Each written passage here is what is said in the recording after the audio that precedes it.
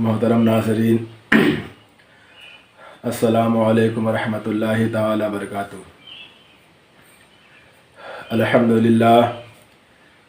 الحمدللہ رب العالمین،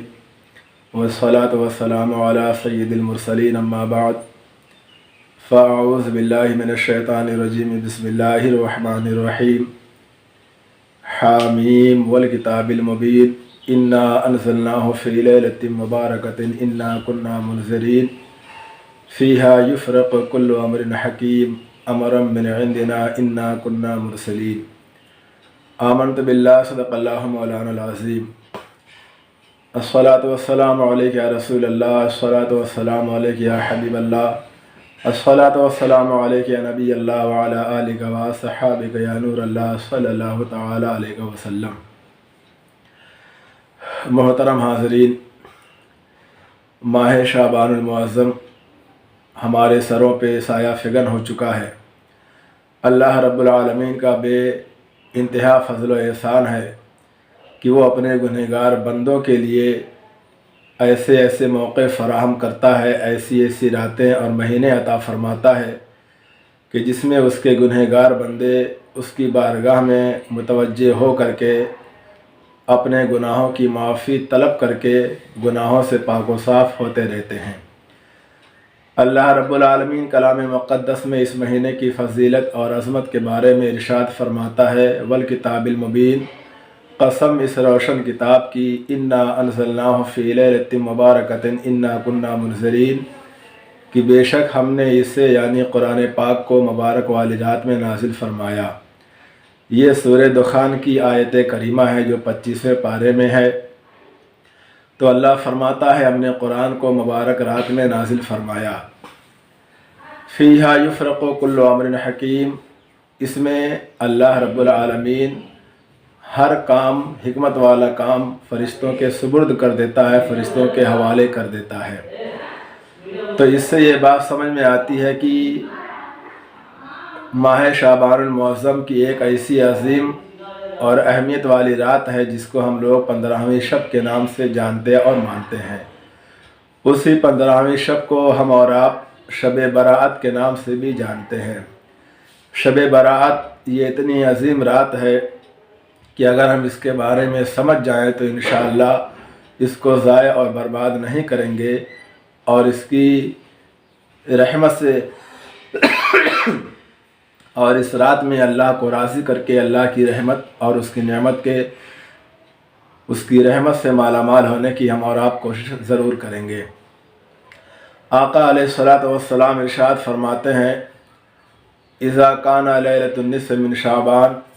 فقوموا لیلہا وصوموا نہارہا، کہ جب ماہ شعبان کی 15ویں شب آئے تو رات کو قیام کرو اور دن کو روزے رکھو۔ تو رات کو قیام کرنے کا مطلب یہ ہے کہ اس رات جو بھی بندہ اس رات کو پالے تو اس کو چاہیے کہ اس رات خوب اللہ کی عبادت کرے، ذکر و اذکار کرے، قرآن پاک کی تلاوت کرے اور صبح کی نماز فجر پڑھ کر پورا دن روزہ رکھے۔ اللہ رب العالمین کا کرم ہے کہ اس رات غروب آفتاب سے لے کر کے طلوع فجر تک وہ اپنے بندوں کو صدا دیتا رہتا ہے، اعلان کرتا رہتا ہے کہ ہے کوئی بخشش کا طلبگار کہ میں اس کو بخش دوں، ہے کوئی رزق کا طلبگار کہ میں اس کو روزی عطا کروں، ہے کوئی بیمار کہ میں اس کو شفا عطا کروں، الا قضا حتی یطلع الفجر، اور اسی طرح وہ اپنی صدا بلند کرتا رہتا ہے یہاں تک کہ طلوع فجر ہو جاتی ہے۔ تو میں آپ کو بتانا چاہتا ہوں ناظرین کہ اللہ کا اتنا بڑا کرم ہے، اتنا بڑا آفر ہے کہ وہ پوری رات اپنے بندوں کے لیے آواز دیتا رہتا ہے کہ چاہے بخشش کا معاملہ ہو، چاہے رزق کا معاملہ ہو، چاہے بیماری سے شفا کا معاملہ ہو یا کوئی اور پریشانی ہو، حاجت ہو، تو بندہ اپنے رب کی بارگاہ میں حاضر ہو کر کے اس کو راضی کر کے وہ اپنی مراد پا سکتا ہے۔ تو ظاہر سی بات ہے جو بندہ اس رات میں اس کے حکم کے مطابق کام کرے، عبادت کرے، تو بندہ خوش نصیب ہوگا، اور جو اس رات کو پا کر کے بھی اللہ کے حکم کی فرما برداری اور اس کے حکم کی بجا آوری نہ کرے تو اس سے بھی اس سے بڑا بدنصیب اور محروم شخص کون ہو سکتا ہے۔ اللہ رب العالمین نے شب برات میں عطا فرمائی۔ شب برات کا معنی ہی ہوتا ہے کہ ایسی رات جو گناہوں سے انسان کو پاک و صاف کر دے۔ برات کے معنی ہوتا ہے بری کرنے کے، یعنی اللہ کی جو رضا اس رات عبادت کر کے حاصل کر لیتا ہے تو اللہ رب العالمین اس بندے کو جہنم کی آگ سے آزاد فرما دیتا ہے۔ اس رات کو شب مغفرت بھی کہتے ہیں، شب برات بھی کہتے ہیں، شب رحمت بھی کہتے ہیں، بہت سارے نام ہیں اس کے۔ اس کی اپنی عزت کے حساب سے کہ شب مغفرت ہے، مغفرت ہوتی ہے، شب رحمت ہے کہ اللہ کی رحمت اپنے بندوں پر متوجہ ہوتی ہے، شب برات تو ہے ہی کہ یہ جہنم سے آزادی کی رات ہے۔ تو ہمیں اور آپ کو چاہیے کہ ہم اس رات کو مس نہ کریں اور اس رات کو بیکار جانے نہ دیں۔ اس رات میں خوب اللہ کی عبادت کریں، اللہ سے ڈرتے ہوئے اس کے حکم کی بجا آوری کریں، قرآن پاک کی تلاوت کریں، نوافل وغیرہ خوب کثرت سے ادا کریں، ذکر و اذکار کریں، اور جو آپ کو آتا ہو وہ آپ کریں، اور اس کی صبح ضرور روزہ رکھیں۔ ایک بات اہم ہے، میں آپ سے عرض کرنا چاہتا ہوں کہ بہت سارے حضرات ایسا کرتے ہیں کہ رات میں نوافل کثرت سے پڑھتے ہیں اور صبح ہونے سے پہلے وہ تھک جاتے ہیں اور سوچتے ہیں کہ اب آرام کر لیں، اور جب آرام کرنے کی نیت سے بستر پہ جاتے ہیں تو ان کی نماز فجر قضا ہو جاتی ہے، فوت ہو جاتی ہے۔ تو جو بھی انسان رات کے اکثر اوقات تک نوافل پڑھے، ذکر و اذکار کرے اور صبح کی نماز سونے کی وجہ سے اس سے فوت ہو جائے تو رات کی عبادت کا کوئی فائدہ نہیں۔ ہاں، آپ یہ کر سکتے ہیں کہ 11-12 بجے رات تک آپ عبادت کریں، قرآن پاک کی تلاوت کر لیں، ذکر و اذکار کر لیں، اور اگر آپ کی طبیعت بوجھل ہو گئی ہے، تھک گئے ہیں، تو آپ سو جائیں تاکہ صبح بھی اٹھنے میں آپ کو کوئی دقت نہ ہو۔ کیونکہ بہرحال رات کی جو عبادات ہے یہ نوافل ہے، اور صبح کی جو نماز فجر ہے وہ ہمارے اوپر فرض ہے، تو فرض کا درجہ نوافل سے بہرحال بڑا ہے۔ فرض کو ضائع نہ کیا جائے، اس کو قضا نہ کیا جائے۔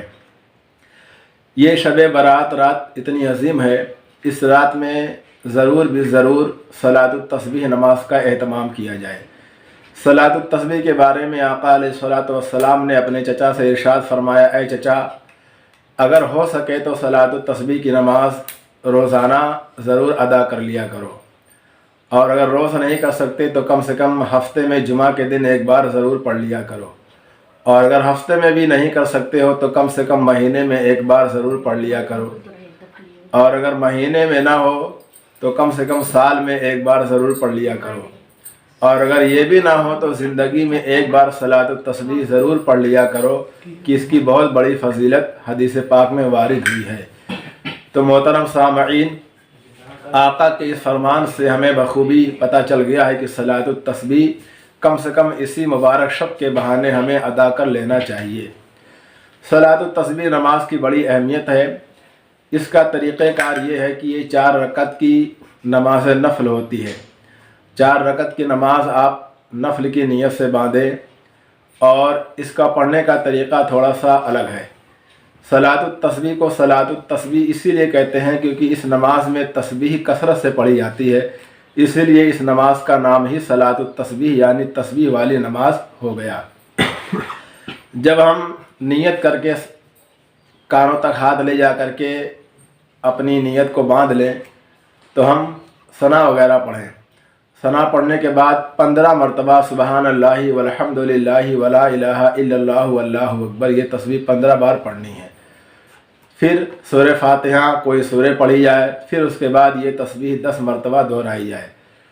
پھر اللہ اکبر کہتے ہوئے ہم رکوع میں جائیں، رکوع کی تسبیح یعنی سبحان ربی العظیم پڑھنے کے بعد 10 بار یہی تسبیح ہم پھر دہرائیں، اور پھر رکوع سے جب اٹھیں ہم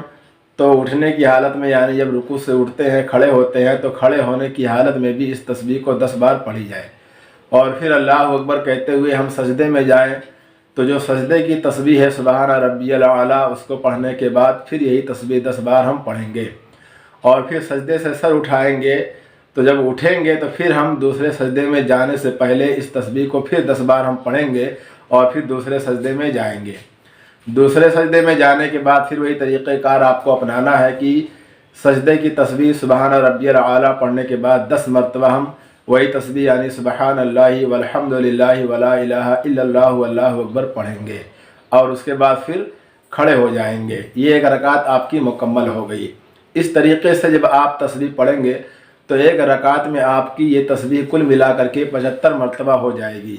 और चारों रकतों को मिलाने के बाद आपकी ये तस्बीह मुकम्मल 300 मरतबा हो जाती है। तो इस तरीके से आपको नमाज ये अदा करनी है। बहुत ही अहमियत की हामिल ये नमाज है, इसको मिस ना करें, ज़ाया ना करें। इसको हर मुसलमान ज़रूर इस रात, इसी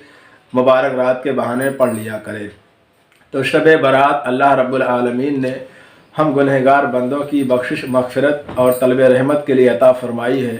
तो हमें और आपको चाहिए कि हम अल्लाह की बारगाह में रुजू करें, उसकी बारगाह में तौबा और इस्तग़फ़ार करें। और आखिरी और अहमियत वाली बात यह है कि ये रात इतनी अजीम रात है कि अल्लाह रब्बुल आलमीन इसी रात में सारे बंदों के अहकाम जो होते हैं फ़रिश्तों के हवाले कर देता है। यानी अगले शाबान तक का ये मामला अल्लाह रब्बुल आलमीन लिख करके वो लिस्ट फ़रिश्तों के हवाले कर देता है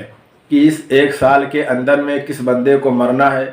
किस बंदे को कितनी रोज़ी देना है, किस बंदे के साथ क्या मामला होना है, उसकी किस्मत में क्या लिखना है, क्या नहीं लिखना है, उसके साथ क्या होना है, नहीं होना है। आने वाले एक साल तक अल्लाह रब्बुल आलमीन हर बंदे के ताल्लुक़ से सारे मामलात को लिख करके उसकी लिस्ट फ़रिश्तों के हवाले कर देता है।